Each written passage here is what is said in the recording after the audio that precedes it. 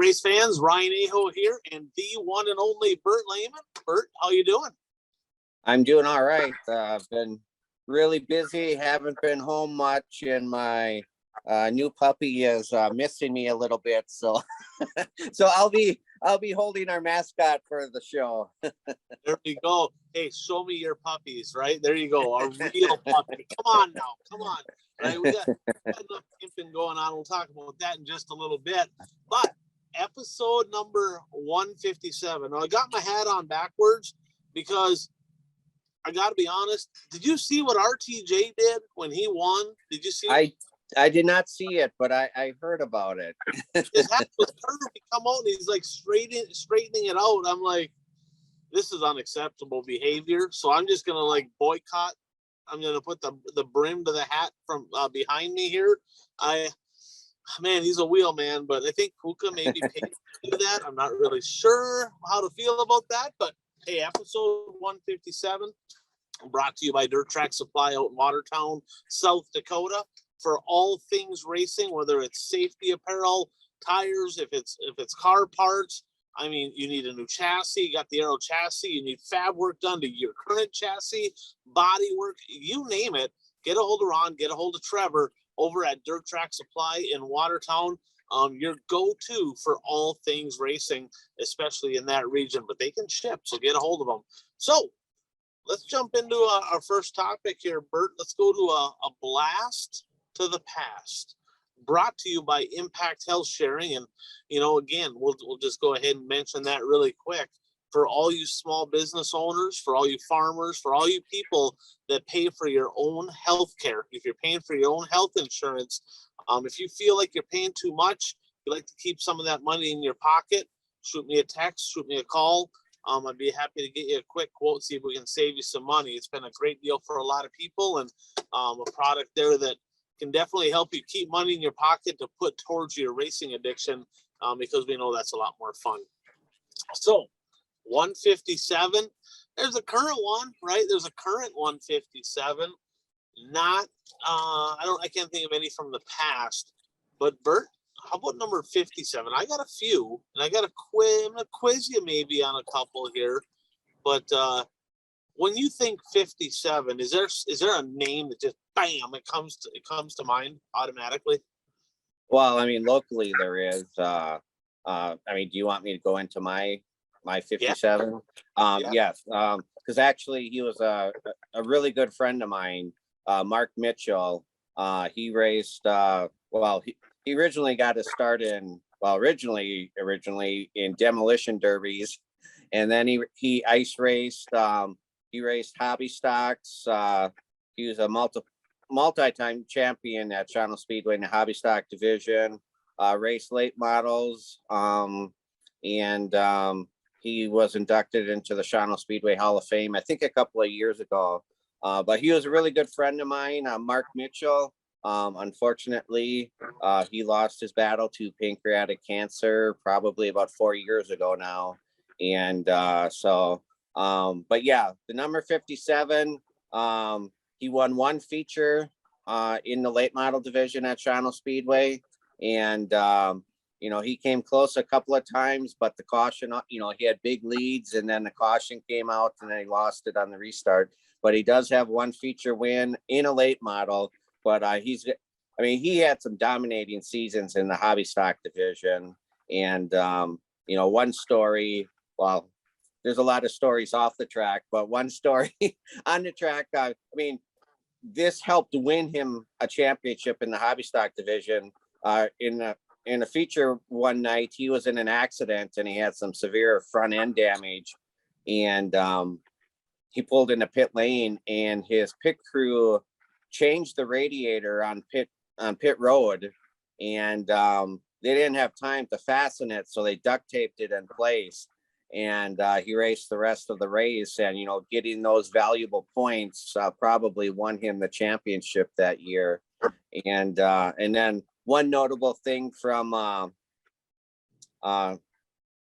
his rookie season in the late model, his first ever late model race, heat race, he drove it into one just a little bit too hard, hit the wall, it rolled over on its roof. But he was back out there for the feature. Nice. I walled it my first night in the late model. I fenced it at Cedar Lake, so I can kind of relate to that just a little bit. So, any more 57s there, Bert?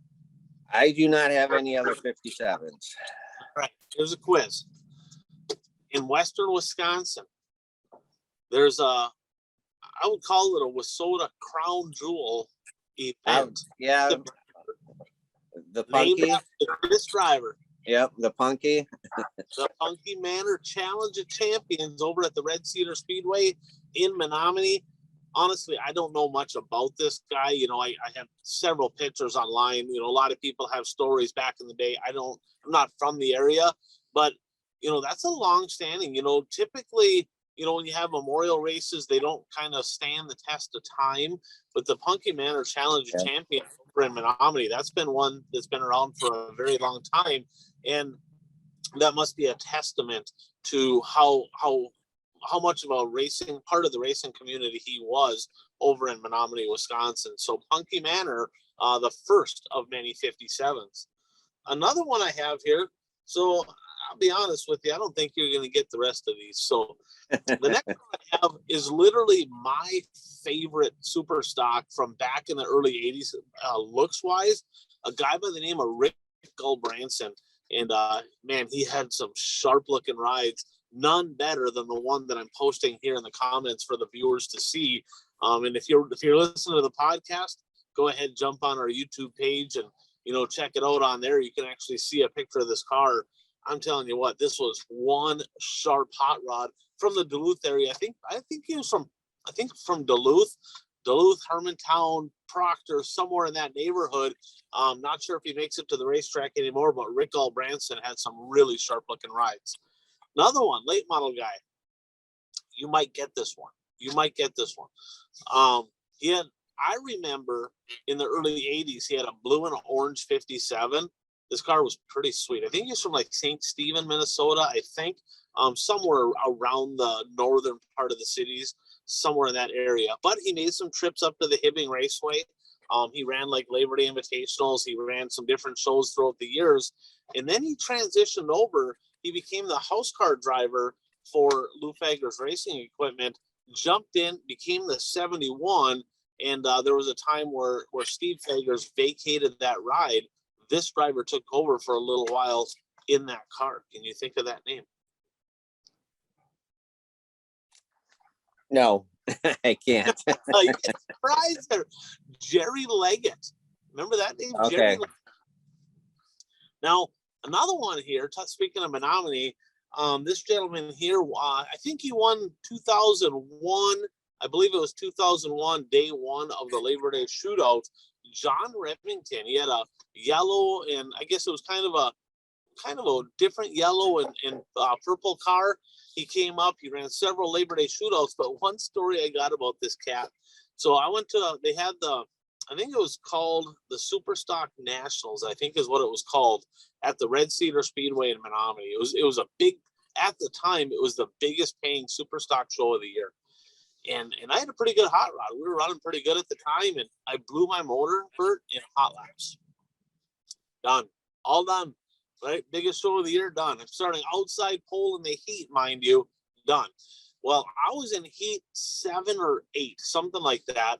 And Jason Miller, remember Jason Miller, we talked about him. His dad passed away just this fall or middle of the summer maybe, but sometime this summer his dad passed away. But I was parked next to Jason Miller. Both of us were running TRC cars by Mark Royne at the time, Super Stocks. Miller got a flat in the heat race. He comes in and I'm done. I'm sitting around BS and he's like, I got to start in the back of the B. He goes, why don't you take your body off my car? And I think it was Royne's idea maybe, or Clinton Chad Larson, or maybe somebody's idea. And they said, why don't we just take his body off, put your body on his car, and you go run his car? It's the same car. I'm like, shit, yeah, let's give it a try. So we got his whole body off the car, took my body off. This was in between like heat 1 and 2 and like 7 and 8. Put my body on his car, and I got lined up, and John Remington caught us. He's like, they can't be doing that. I'm like, come on, dude. I've never even raced this car before. What are you scared of? But I mean, he was right. I mean, he ain't supposed to do that, but we sure tried like hell to make it happen.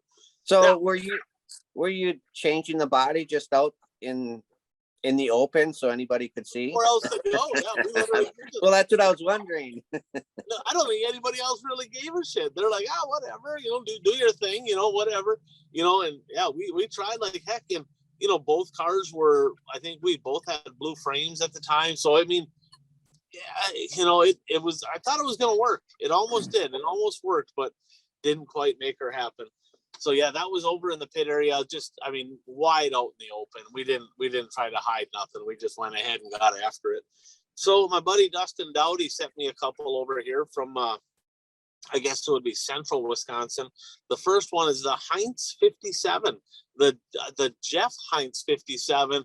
He ran street stocks, super stocks, mostly at like St. Croix Speedway, Cedar Lake Speedway. I remember him mostly in the street stocks. I think he won quite a few races over a couple year span there, and then he jumped into the super stocks. Another one, Paul Leaders. Now this guy here, red, white, and blue, number 57, ran over more your area.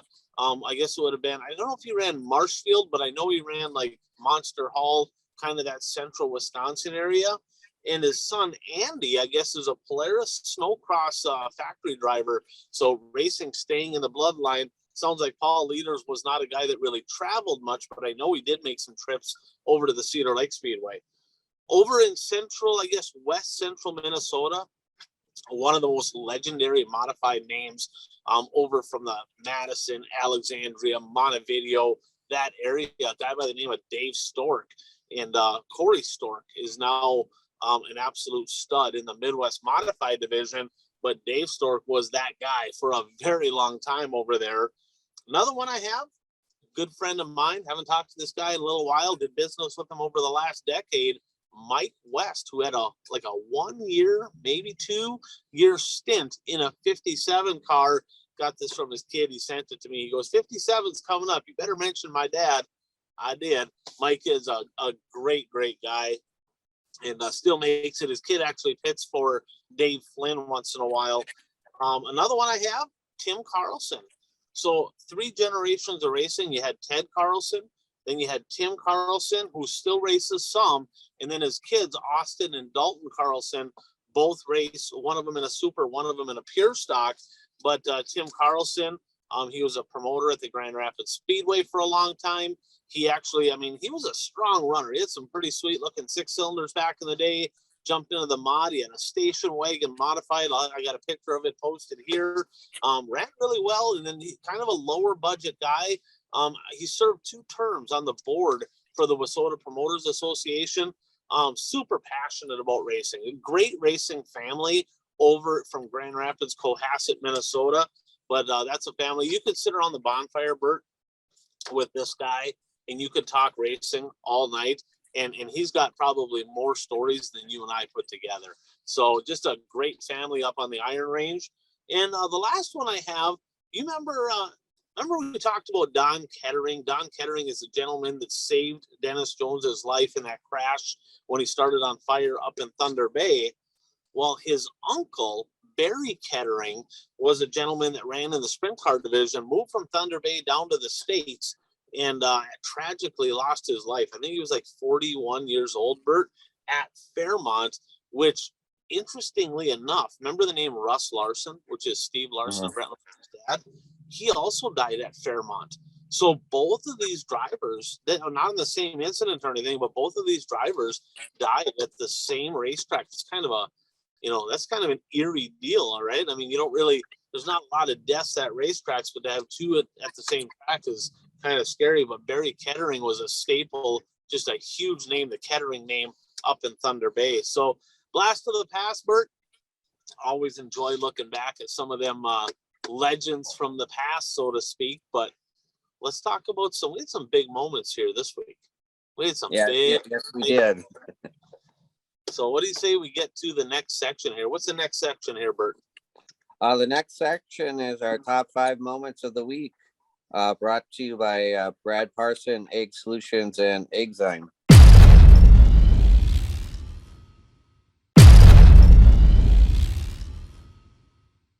Yeah, I tell you what, and this is the time of year, you got to start planning ahead for next year. If you're a farmer, right? Get with Brad, right? We all know how chemicals work, right? There's chemicals can be good or they can be bad, but the right chemicals can be amazing.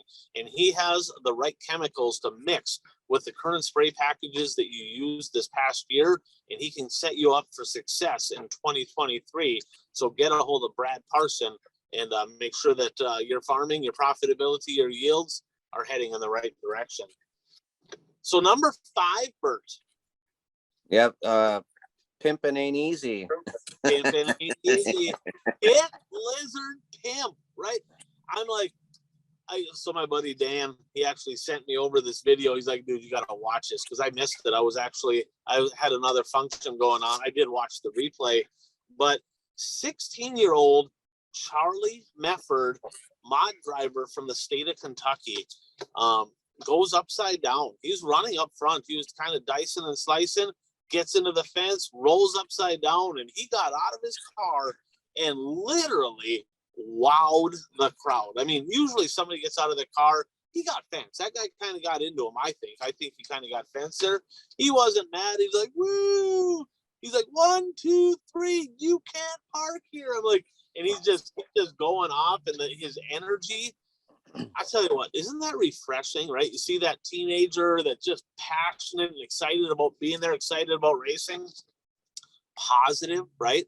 I wasn't always the positive guy. I don't think that's a secret to anybody, right? But I just called it how it was. But this kid here, I mean, I bet he sold out of T-shirts at the track, and I bet he sold. I'm sure he did. Wouldn't surprise me if he sold out after that, actually. Yeah, I think so. So, I'll have Mason here maybe see if he can cut right here and implement the video so people can watch. They'll send it over to him to watch. But I guess first off, I'm thinking you're okay, right? Hey, I'm all right. All right, folks of St. Louis, on 3. 1, 2, 3. You can't park there. Can't park there, bud. That is a no parking zone, Charlie. It was super cool. I mean, sounds like he'll be back, but that's just a bright future. Don't know anything about his background, but like he said, he goes, you didn't know who I was when I rolled in here, but y'all know who I am now. Yeah. We sure do. And you mentioned, his energy for a 16-year-old. But, one thing that Gateway proved was you don't have to be young to show your energy and emotion. I mean, look, did you see Kenny Wallace after he won the last chance race? We'll get to that in just a little bit. We'll save that for the recap, because I tell you what, that dude is good for the sport, and that was amazing. So hold that thought just a little bit. I said we could have maybe slid that in the top 5 because that was pretty good. Number 4, Bert.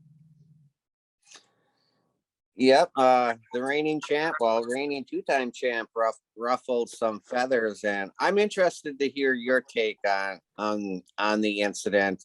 I mean, I watched that incident over and over. Give us a little synopsis. Oh, it was in the heat race, and Hudson O'Neal started on the outside of the front row. Tyler Carpenter started on the inside of the front row.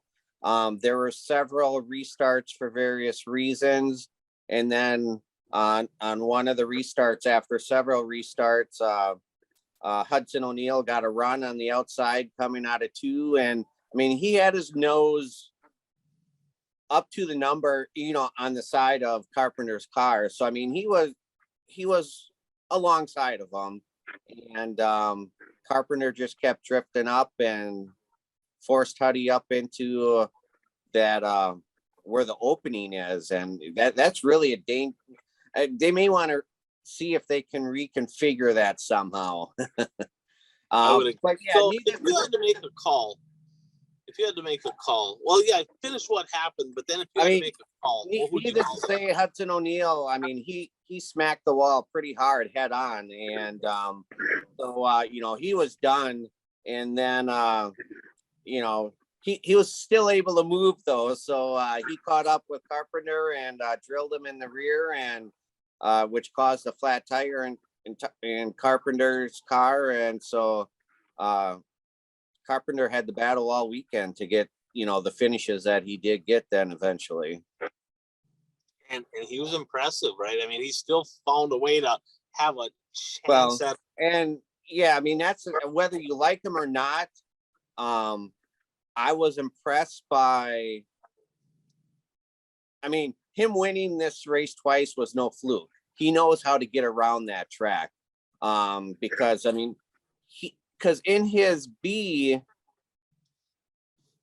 he was up to like third, and then he was involved in a wreck. So he had to go back again, start in the back, and he still got into a transfer position to get into the feature. So like I said, whether you like him or not, Tyler Carpenter can get around that track at Gateway, and him winning it twice was no fluke. I mean, he was almost in a position to win it again, even with all the adversity that he went through.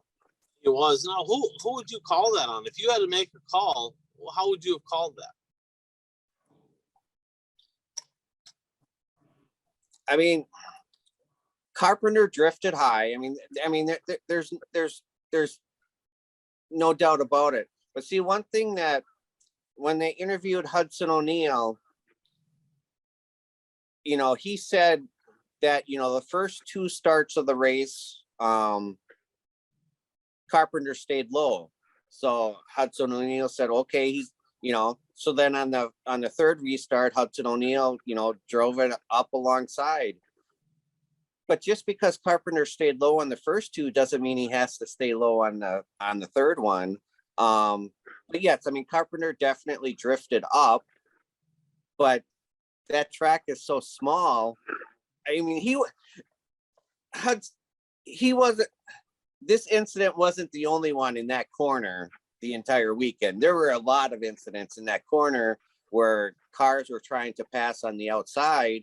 But I mean, you're a driver. I'm assuming the momentum is forcing your car to go up the track. So yeah, and it was slick through the middle, right? So if you had to park it on the bottom to launch, and quite honestly, when I initially saw it, I'm like, holy shit, did he stuff him? I'm like, right. wow. And then I saw the grandstand view and I saw some different angles, and I'm like, well, yeah, right. He went up the track for sure. I mean, and there was a moment though where he was completely clear of Hudson O'Neal. He was not even next to him, and at that point, he just let it ride. Right. Mm-hmm. Well, then Hudson got a huge run around the outside, and I mean, you don't have mirrors, and he knew that he was going to pinch him. It wasn't a like, he knew that he tried to do it, right? Because you're trying to hit the brown up there. You're trying to take the line away. You're trying to win. Hudson could have lifted. You know, if I had to call that, I think I probably called it on Hudson O'Neal, because I think he probably could have lifted, but I can see why Huddy was definitely pissed. You know, well, and it's really right. You know, you have half the people going, I can't, he just stopped them, and the other half are going, well, dude's got a brake pedal. It was a racing deal. They're racing hard. They're racing to win. You don't go there to make friends. Not trying to wreck nobody, but you're trying to take advantage of every situation you can to put yourself in position to win. And in Hudson O'Neal's interview afterwards, he also made a comment in where he kind of stated that, you know, Carpenter gets into a lot of people at this race, and he wasn't going to back down. Well, you didn't back down, and look at your car now. Yeah. And last year, remember, you had the incident with RTJ, right? Right. You know, so right. The real culprit in this deal to me, Bert, is wall openings, right? So we're in 2022, right? And with live streaming, with all these insurance companies out there, right, being able to watch racing, you know, you have all these they're able to see the tracks that they're actually insuring. The fact that they even allow there to be wall openings in bad spots like that, that's beyond me, right? That is beyond me. And quite honestly, you're going a lot slower there than some of these other tracks. And I'm not going to throw any track under the bus here. You can go on, and if you want to put in the comments which track has the worst wall openings in racing, go ahead, throw that in the comments, right? But the fact is, people have already, over the years, people have died from wall openings. Right. Right. And, like I said, that wasn't the only incident. I mean, Sabraski got caught in that wall opening area, and that was on the first lap, wasn't it? And I mean, in the feature, and he was done then after that. I wrecked his whole weekend, but that's the thing, it doesn't cost that much to build some kind of a gate, put a gate up, because if that contact happens on the other side of the racetrack, O'Neill hits the wall, but likely bounces off it. Right. Maybe loses the spot, keep going. Right. The fact that he hit that opening and hit it head on, rolled the bumper underneath, bent the frame horns, that's all because of that wall opening. So I'm just going to say, all these, let's just be honest. How many times you heard racetracks, promoters, drivers saying, they're talking about safety, right? Oh, we got to have carbon fiber drive shafts, or we got to have Lucas Oil, you got to have the fire suppression system. Well, you're either, a friend of mine, Joel, said, you're either all in on safety or you're not, right? You can't be like, well, we think you need to have carbon fiber drive shafts, which we all agree are safer, right? That's fine. But on the flip side, you got wall openings that are going to flat out destroy a race car if somebody hits it. Really? So and I get it, right? It costs money to run these events and run races and do all that. But I believe that event and several others that we've seen over the years, some of these wall openings, Bert, getting into turn one, partway past turn one, middle of the back straightaway. I mean, you look at that deal with Justin Vogel at the 100, it's unlucky somebody get killed in that deal, right? And that's not a knock on any racetrack, because it's just been common practice. If you have a wall opening, that's how it is. But I'm a firm believer that I bet you within 3 to 5 years, Bert, hopefully sooner rather than later, insurance companies are going to mandate that tracks have to put gates in to mitigate the risk of cars hitting a wall opening. So you get on some of these big tracks, that's deadly, right? I mean, it's a hard enough deal when it happens on a bull ring. You saw what happened to that race car. That happens going twice as fast. Not a good deal. Right. And well, with this incident, we did find out who the new real deal is. So yeah, that's a bend your steel, Hudson O'Neill. He definitely did that. Wow. So, I mean, you saw Carpenter spoiler after that, right? I saw the back of it. Okay. It's the new real deal. It's like, yeah, great redneck, but I tell you what, the kid's got some passion, and he rubs the people the wrong way, but it's I think he's good for the sport nonetheless. So let's jump on to number 3. Yep. Your favorite topic reared its ugly head at Gateway Nationals, the old no fault rule. Yeah, and it snake bit one of our WISSOTA young guns, and hats off to all the WISSOTA drivers that made their way down to the dome. They, for the most part, they represented pretty well. Some of them had some really good runs, not the best luck, combined as a group.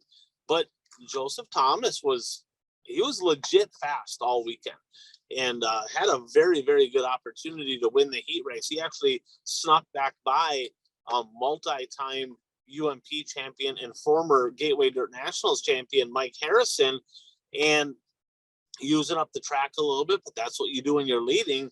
Harrison flat out dumps him, flat out dumps him.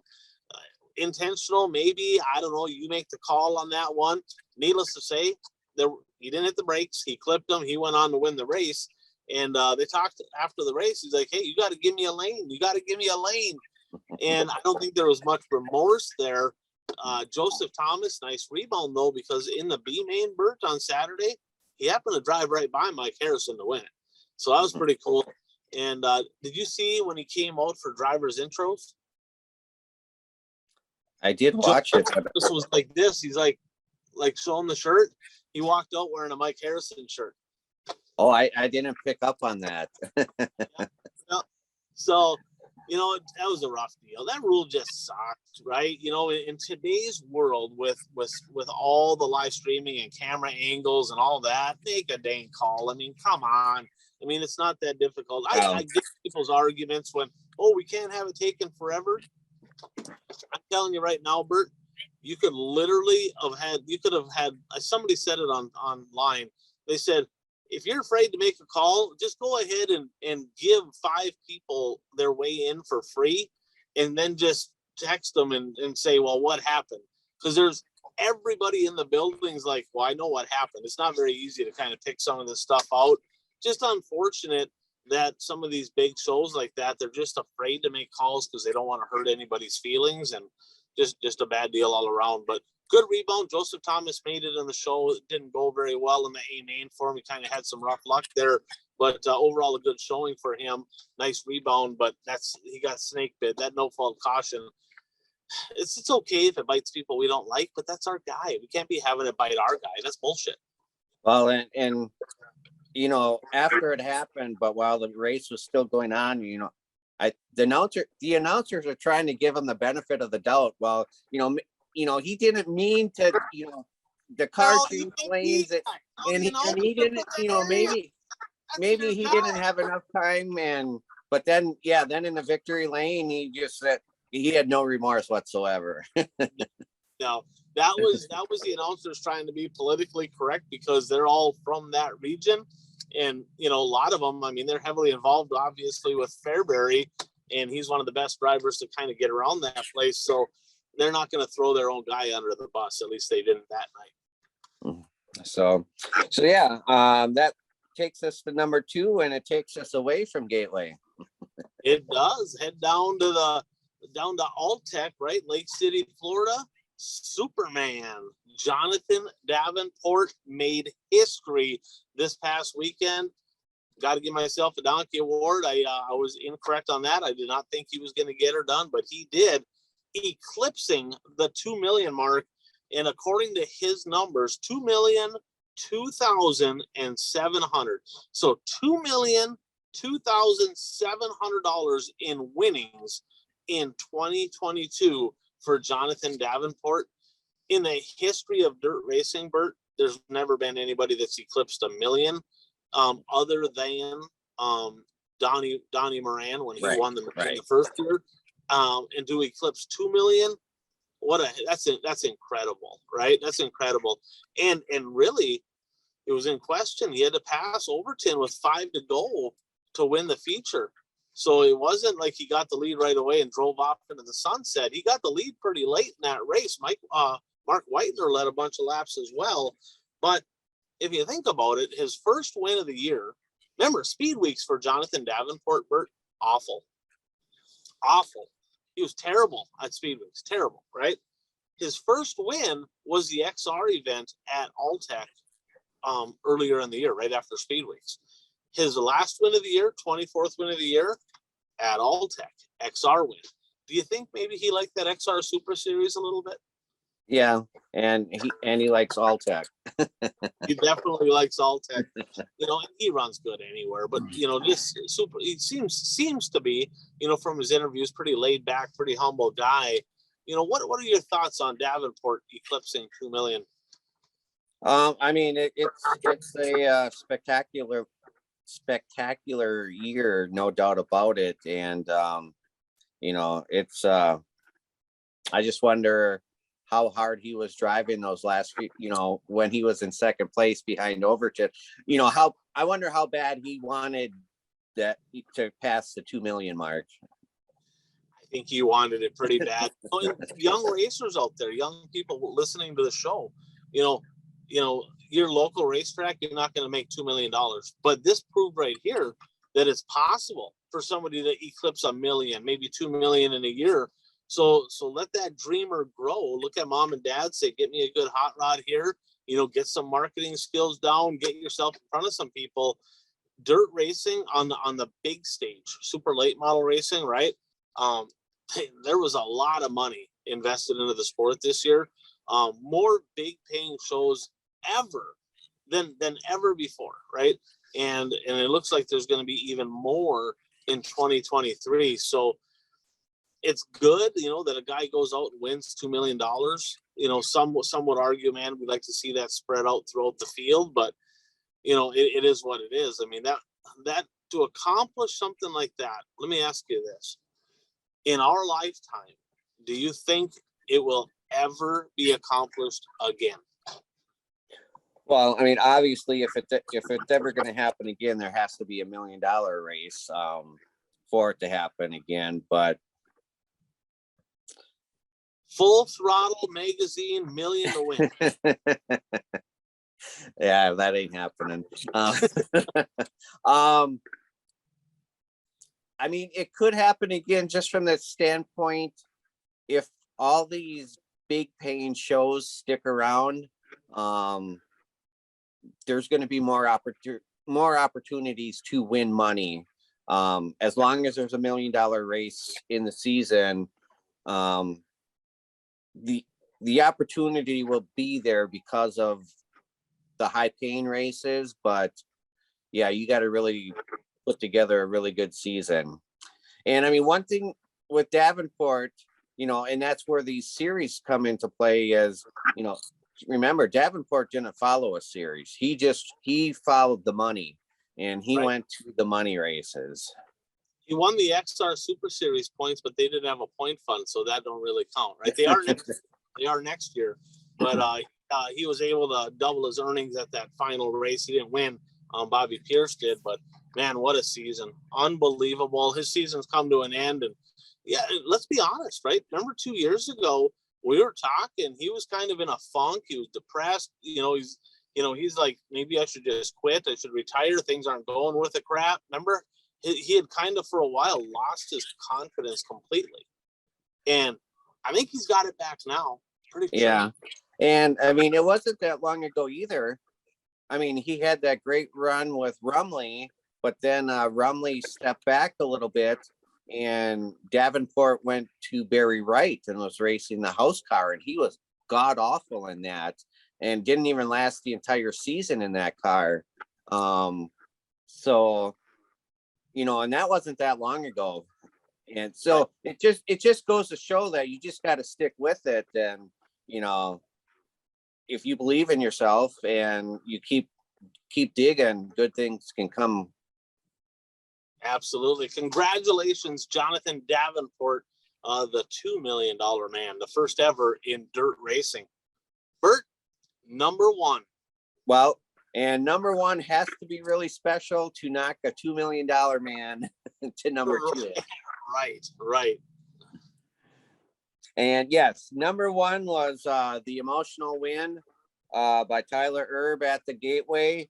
And it was an emotional win that people didn't understand why it was an emotional win until after the fact. Yeah, and let's back it up. 5 to go, there's a yellow. Will Harrington, right, has one career super late model win on his resume. Got it earlier this year. One win. Bert, he had a 2-second lead. He was gone. Over, right? Yellow comes out for a tear off on the track or small piece of plastic. Let's just be honest, it probably was not necessary. And at the time, I'm like, what the hell is that? Like, I was mad. I wanted that kid to win. Well, then after that, I'm thinking, okay, well, holy shit. Here comes Tyler Carpenter. This guy, he's got a shot to win this deal. He was, I think, 4th or something on that start. I'm like, can you imagine if Tyler Carpenter, maybe he was even 3rd. I can't remember. He was up there. He was up there. Can you imagine if he wins his 3rd straight after what happened in the heat race and on qualifying night? I'm going, wow. Then he hooked a rut, and Turbo just absolutely forced it in there, right? It's Turbo. So super aggressive move for the lead, and it stuck. No harm, no fault. Harrington kind of got the short end of the stick. He kind of got tore up in the process of all that. Tyler Erb goes on to win. Gets down into victory lane and embraces mom with like what seemed to be like the longest hug. And I didn't. I mean, I was watching and it's like they were both crying. It's like, why is this such an emotional win for them? And well, we soon found out why. Yeah, and the announcers, I think maybe it was Ben Shelton. He's like, wow, you can see how much this race means to people. And because they didn't know what was going on either. And come out when Tyler Erb and everybody involved with him got to the speedway on Wednesday, they got to town, found out Wednesday night Dad had a heart attack and died. And racing family, I'm speculating, pure speculation, is there must have been some kind of a conversation in my mind, something like, hey, you're here, can't do nothing about it. Dad would want you to race. Let's focus on racing, right? And then we'll deal with grieving after. Because Bert, they didn't tell anybody. They didn't tell their family, nobody. He held it inside. Dad just died on Wednesday. He raced all weekend. And my guess is he maybe told one of his best. I have no idea. But according to that, they told nobody. They kept it under locks. And they said, we'll just kind of deal with this. But that shows you right there, Dad had to have been riding with him or something to be able to take that win. That was amazing. If I remember correctly, in one of the interviews, Tyler Erb said that, he talked with his mom and he said it was his mom's decision whether they should stay or not. And they decided to stay. And they didn't tell anybody. And, what really surprised me was, I didn't watch this. I will watch it eventually. But he did a 1 lap thing with for Dirt on Dirt or Flow Racing. And, that was like a 14-minute segment. And he didn't let anything out about what happened. So, everybody grieves differently. And there is, he made comments about, I don't know if this is the right thing or if it's the wrong thing. And there is no right or wrong way to handle it. I mean, you handle it the way you feel is the best way to handle it. He will, Turbo Nation, right? Him, the people close to him will never forget that moment, right? It's hard to lose somebody. I mean, it is. It's hard to lose people, plain and simple. I mean, it don't matter if it's a family member, a friend, a dog, it don't matter. It's hard to lose people. Yep. And to be able to have a moment like that in memory of that person is incredible. And I mean, kind of like, what was it? Wasn't it Brett Favre had that when he lost his dad and went out and just lit the skies up, right? Yeah. So stuff like that has happened. But in the dirt world, I mean, I think probably in racing, we think about Dale Earnhardt Jr. winning at Daytona on the next trip back after he lost his dad at Daytona, right? Yeah. So, I mean, if you remember when Dale Earnhardt Sr. died, I mean, the following week, Earnhardt Jr. was in a crash, like within, the first few laps of the race. And, everybody felt, so bad for him. And, for Herb to do what he did under those circumstances is really, really amazing. Another guy right there. He's polarizing, right? So some people, they love him. Some people hate him. He's colorful. He's energetic, and whether you like him or don't like him, this is definitely the moment, probably the moment of the year. I mean, this was a moment. I will admit, I wasn't a huge Turbo fan, especially after his little tantrum that he had at Cedar Lake at the USA Nationals. But I gained a lot of respect for him with his performance last weekend. Absolutely. So let's have a kind of a little bit more of an in-depth recap on the event, right? Brought to you by buyracers.com. So, racers, track promoters, whoever, if you need apparel, get a hold of Jordan Tollefson, buyracers.com.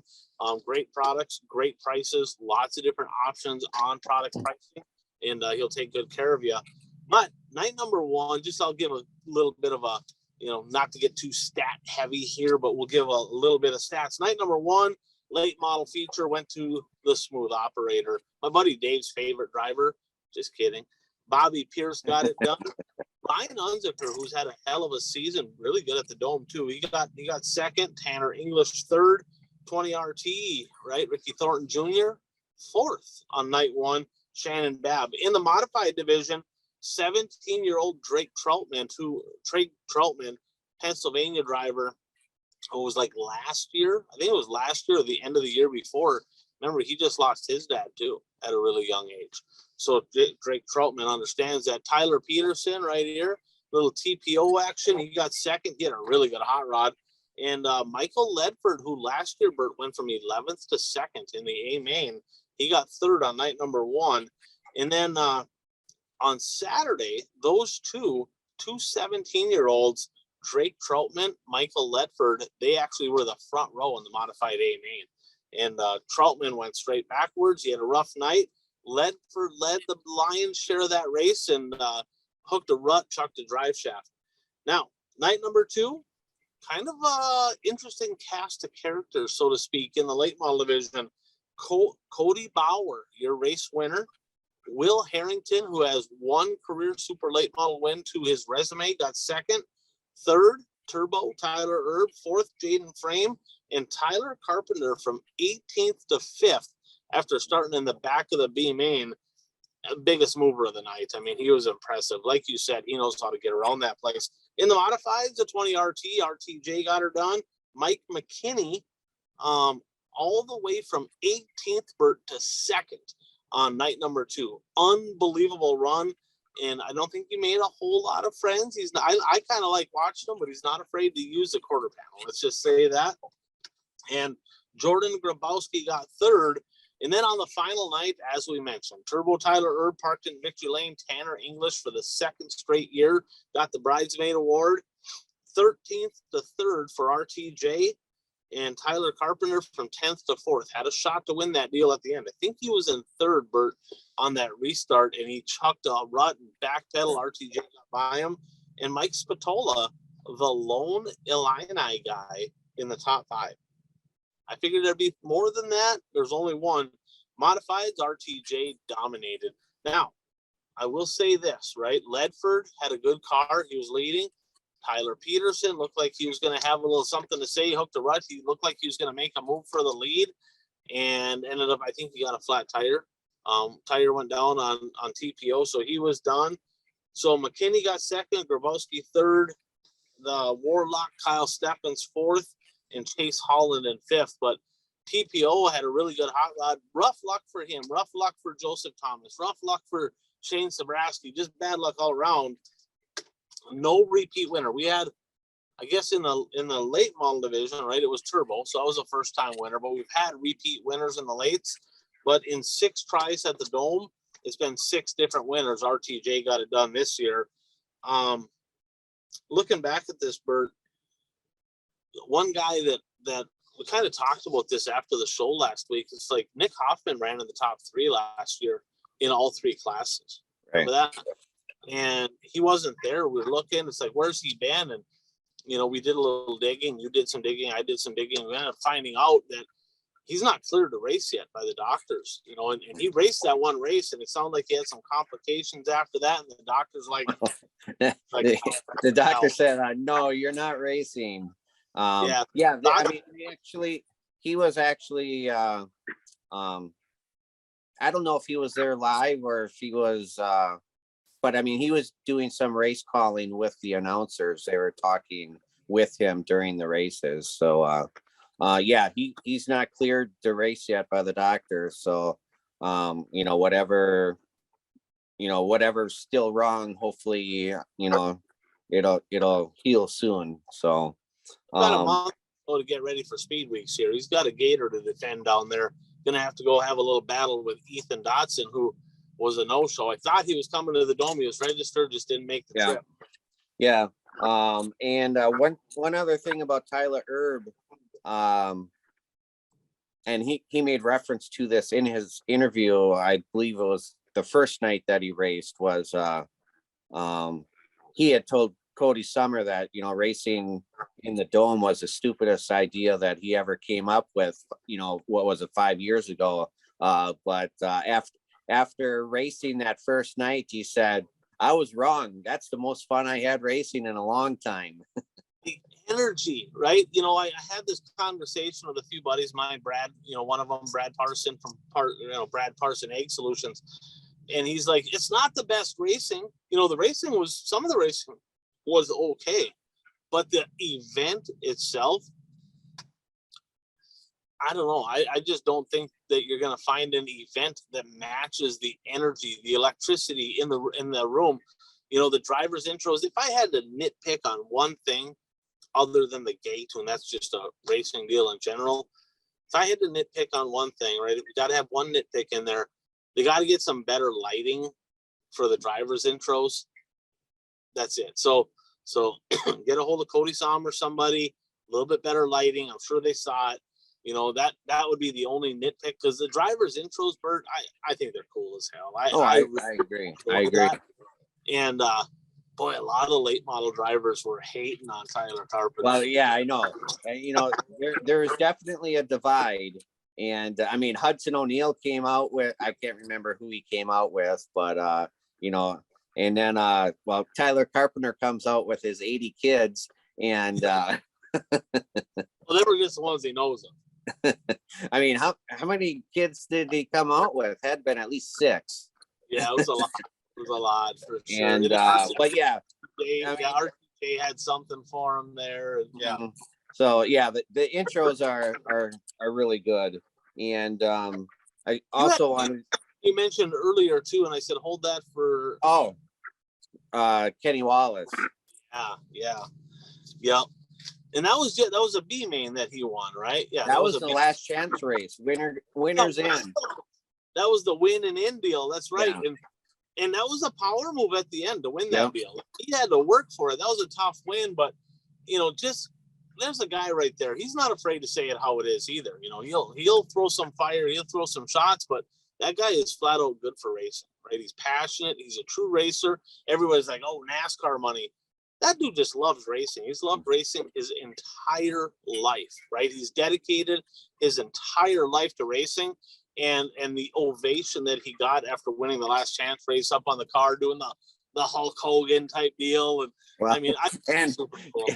Doing the discount double check. That's Packer reference. Well, we won't hold that against him. I mean, I still like him, I guess. And, you know, I mean, and another guy that was kind of good for the sport, you know, another polarizing figure.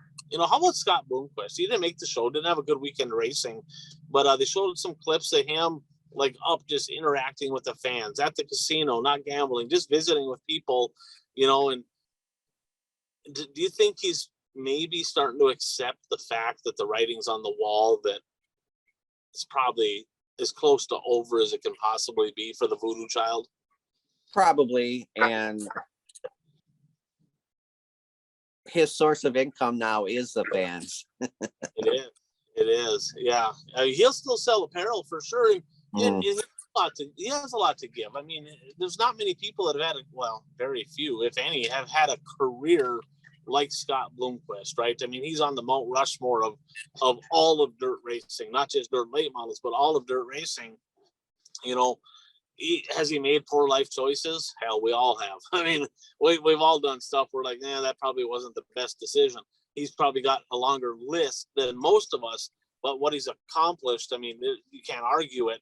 Now, hopefully he transitions, you know, and he maybe finds that next chapter, and maybe he can start, you know, helping other people, or, you know, not that he already hasn't to some extent, but, you know, hopefully he finds that next chapter of his life in the racing world and can stay involved in some way. Mm-hmm. No, I agree. I agree 100%. So let's jump on to the Sunshine Nationals. And admittedly, you said you didn't get a chance to watch it. I skimmed through the features a little bit on XR Plus. And night number 1, 20,000 to win, Air Force Ashton Winger parked it in Victory Lane. But Bert, not without a little controversy, right? About halfway through that deal, he flat out yard sailed T-Mac, who, let's be honest, T-Mac's pretty clean. He don't really ruffle too many feathers. And remember the comment he made a couple of years ago? You know, if you just punch somebody in the mouth, they're going to learn some respect. They need to learn fear, right? I think that went through Ashton Winger's head, because he had a whole long conversation with people, and he's like, I feel bad about that. I couldn't even celebrate. Like, you think it's got to be playing back in his head going, this dude probably will punch me in the face for shit like this. And admittedly, Ashton Winger said, you know, I did a lot of dumb stuff this year. I mean, he basically lost a ride because of a temper tantrum he had. And, you know, and he's fun to watch. He's on the chip. He's talented. He can win races, but, you know, he owned it. You know, he's like, hey, I did it. My bad. I screwed up. You know, and he's like, I feel like he probably owes me one. But Ashton Winger got her done night number 1, T-Mac. I just don't see, he's a points guy, right? I don't see him as the guy that's going to intentionally go like get somebody back. And, you know, he he's always kind of errs on the side of caution. But if there's controversy next year and T-Mac ends up roughing up Ashton Winger, maybe it would be payback. We'll have to wait and see. Right now, night number 2, we talked about it. JD got her done. Bookended his wins at Alltech.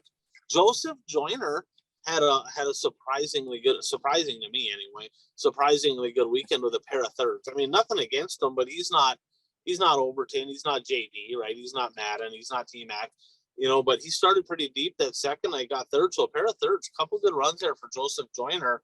And sounds like, Bert, from things I'm reading and just kind of looking at the schedule, sounds like they're going to try to not run their December XR finale on top of the Dome next year. So that's a good thing. But it turned out to be good. I mean, we're critical of the fact that they ran it against the Dome. I guarantee Jonathan Davenport very happy they ran that show. So, anything on the XR event down at Alltech on your end? No, I don't have anything else to add. I do have one more thing to add about Gateway. We had made a comment last week that some people thought that this isn't the type of track for Sobraski and this and that, but he proved he can win on any track. He had tough luck in that feature. I mean, he owned him in the heat race, and I think if he doesn't, it just one. I mean, you can call it a mistake or whatever you want to call it. One just bad luck, misfortune. That ended his night. That sets you behind the 8 ball. I mean, when that happens, you're done. Yeah. Then he came out the next night in the B main, and it sounds like he had a brake line come loose, lost his brakes or whatever, and it just is what it is at that point. So hopefully Shane goes back next year, because they haven't seen Shane Sobraski. I mean, they saw him in the heat, but all that bad luck, and I have a feeling that him and TPO, even Joe Thomas, he ran really good too. Those 3 represented Wissota. They showed everybody in the country that those 3 Wissota modified guys can contend with all of them UMP guys. And there's several more Wissota guys that race very strong with those guys. So I think our Wissota modified contingent is very strong, and they showed it down there. Unique track, but we got some pretty darn good bull ring racers. I agree. So let's jump into the last lap, Bert, by Zuli's, brought to you by Zuli's Race Engines. Again, we only got a couple weeks left. I'm not sure, it might be too late, but maybe not. Call Frank. You might be able to get your significant other a Christmas gift, the one that keeps on revving, right? Get a hold of Frank. This is the time of year you want to get on the list. I mean, countless wins, championships, you name it. If you can't beat them, join them. Zuli's Race Engines. Check them out on Facebook. So we're going to start with this. Wisconsin Pick'em Star goes back to back. Our very own Bert Lehman 2022 Pick'em's champion. I'm not going to sing it to you, but you should probably do a little rendition of "We Are the Champion," right? No, I can't sing.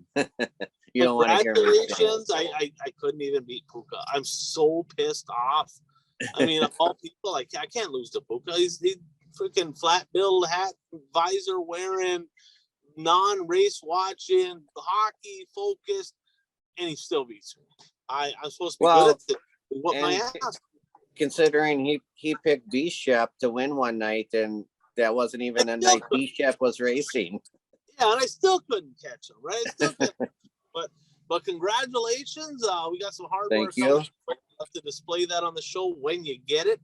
Go ahead and text Mike. Mike got us, he did a good job from DK Designs. He got a trophy from his buddy. Have him send that over to you. Mike, if you can get that to him, that would be great. So you had a little news.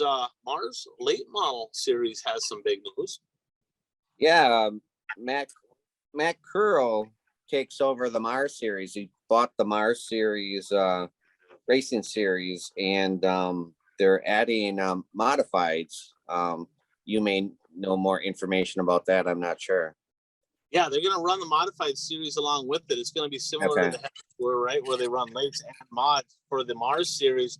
Now, for those of you that don't know, Matt Curl owns, there's a little bit more behind the scene, but he's the face of Falls. He owns Fairbury Speedway in Fairbury, Illinois, which obviously is one of our favorite racetracks to watch races at.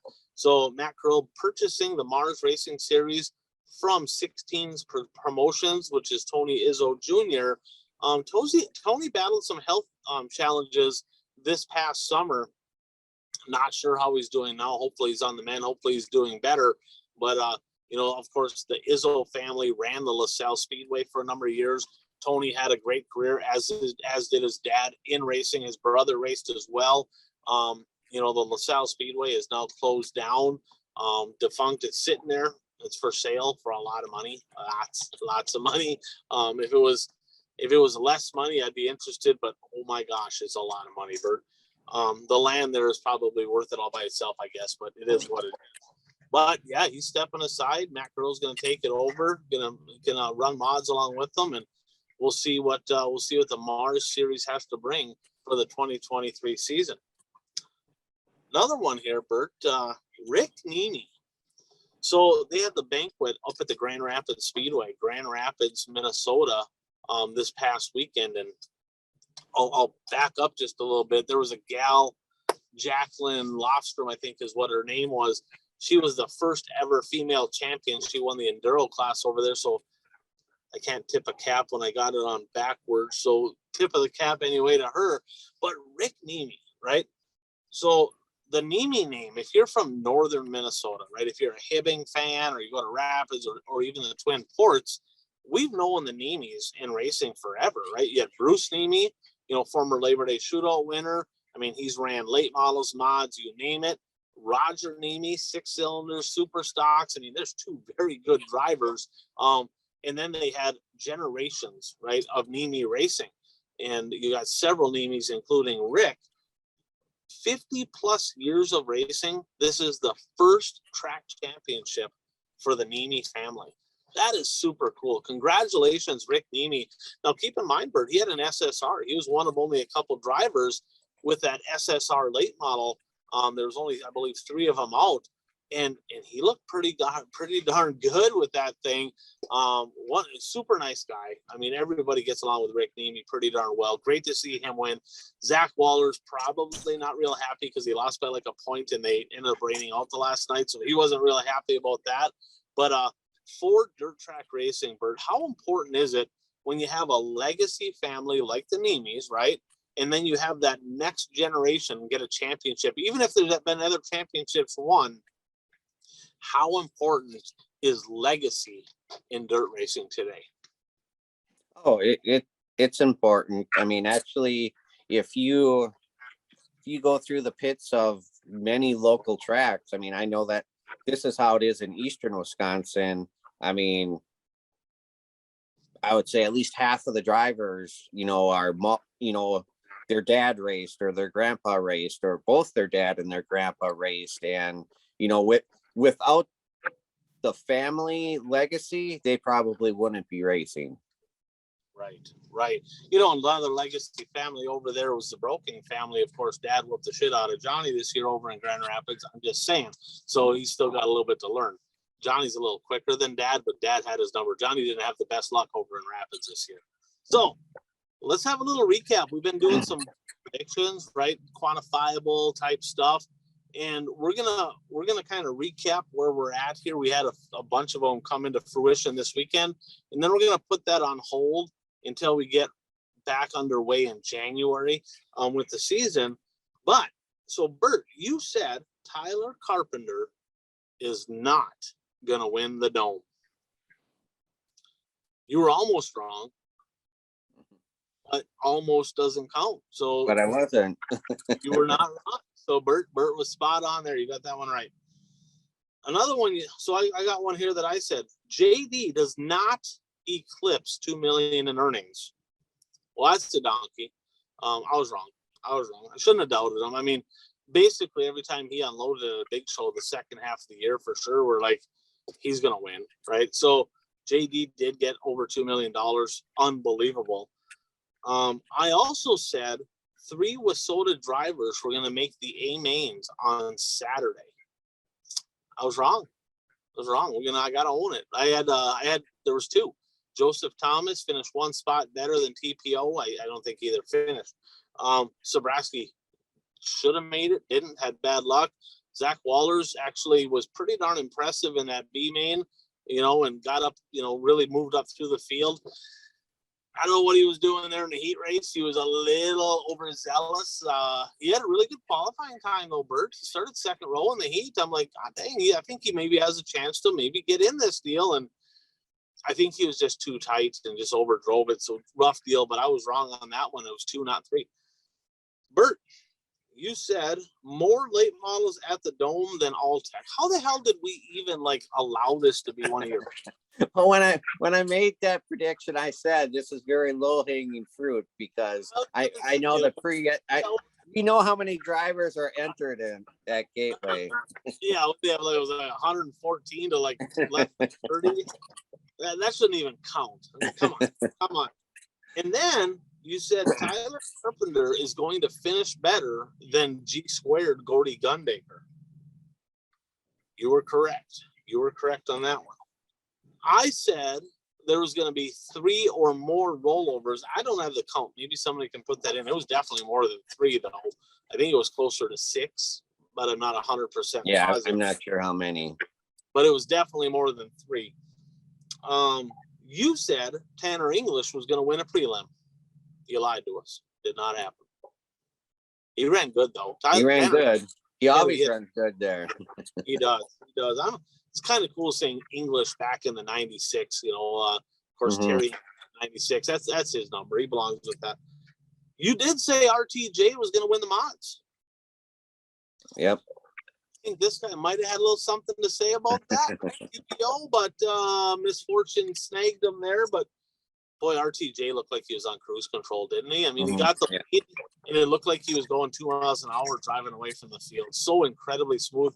In a car, what is it, Royal Chassis? I think that was what it was. The first car of that brand ever built. So really? I didn't know. I didn't realize that. Yeah, another guy ran it, a handful of times throughout the summer, but that's it. That was a prototype car, and yeah, he got her done. RTJ's a wheel man. You also said 3 Wasota drivers were to make the feature. You kind of copied me there. I'm not sure if we should count that or not, but you were wrong as well. If I was wrong, you were wrong. Come on, man. I said Zach Wallers was going to finish top 5 in one of the prelim features. Not with that heat race. He did get to top 5 in the B main, but not top 5 in the qualifying feature that he didn't make. But hey, it was cool that he got down there and he made some noise. I think he got some airtime for sure. So did Harry Hansen, incidentally, who kind of got caught up. They all stacked up, and he kind of was victim of circumstance, and he was all the way underneath Tyler Carpenter, and everybody's like, I like him a lot better now, right? So Harry, kind of cool seeing him going on there as well. And then I also said 3 of the top 5 in the late model A main were going to be Illini drivers. Boy, that was way off base. We had 1, and it was one that I wouldn't have guessed. It was Spatola that was the one. Right. So that was interesting. Not that he's a bad driver. I just figured it would have been Pierce, Sheppy, somebody like that, No Dennis Herb Jr. I thought that was kind of interesting. Not too far to drive, but probably not his cup of tea. He's not a grounder. Right. He's not a pounder, And then I said Shane Sobraski was going to be the highest finishing Wasota driver. Joseph Thomas was by 1 spot over TPO. Sobraski, bad luck. So we had a lot of stuff there happen to kind of get off the list, but once we get more racing, we'll have a little bit more fun with this. We'll have a little bit more to pick. But hey, happy birthday to it was Goose, who kind of kept us updated all year on JD's money status there, amongst other things. But Goose, Tony Oberstar, happy birthday to you, bud. It was happy birthday. I think yesterday was his birthday. So, Bert, episode 157 looks like that's a wrap. Really, quite honestly, that's a wrap on the season. I mean, there's a couple little things happening here and there, but probably, unless it's something majorly dramatic, probably not a whole lot we're going to be touching on. I'm not going to probably follow too much until we get down to the Wild West shootout. Well, I'm surprised that we're not picking those little races just so you have a try to catch Puka. I don't need to get any more depressed. I tried, and it just is what it is. I think for our pick'ems for next year, and if you want to get involved, if you want to do the pick'ems with us each and every week, you got to be committed. You got to be willing to do it. But shoot us a message, shoot us a text. We can get you in on that. We're gonna start our pick'ems. The Wild West shootout, I believe, is the first event, right? That's before anything in speed. So we'll start at the Wild West shootout, and then we'll end it. We'll just call it right now. We'll end it at the Gateway Dirt Nationals. Well, or XR if that's after Gateway. Yeah, fair enough. Yeah, that's true. If there is an XR event or whatever, I guess we can leave that until we kind of see some schedules. But what we're going to be talking about here, Bert, over the next few weeks here, leading into the holiday. It's the holiday season, right? It's in between Thanksgiving and Christmas. The holiday season's in the air. We're going to be talking about our top 10s, a lot of top 10s, top 10 super late models, top 10 WISSOTA / regional, which could be Dirt Kings, Tri-State, that type of deal, late models, mods, supers, Midwest mods, streets, top 10 moments of the year, that type of stuff. So fans, if you have anything out there where you're like, hey, this is a top 10 moment, this is noteworthy, this needs to be mentioned, shoot us a message, well, it'd be kind of cool to hear from the fans what they think some of the top 10 moments of the year are. But it's been a hell of a season. We got a couple weeks left to the end of 2022, but basically, for all intent and purpose, the racing season, that's a wrap for the racing season. And boy, there was a lot of good racing this year, and I think there's going to be. I think we got a lot to look forward to for 2023. I think that. There's a few hiccups, a few little drama here, little drama there, but that's just the nature of the beast. But overall, I think, certain aspects of racing, I think, is on the rise. Certain aspects of racing is struggling really bad, but hopefully they can find that happy medium and continue the sport we love. So any closing thoughts before we call her a show? No, just want to say it was a great racing season. Well, every racing season's a great season, right? But it was a great racing season. And people should enjoy a little bit of a break because if you don't have a break, you're just going to get burned out. So nowadays there isn't a very long break in between seasons, but enjoy the break that is here. Absolutely. And I want to thank all of our sponsors here, and every once in a while I throw some curveballs out there, get a little controversial, right? And not afraid to say it how it is.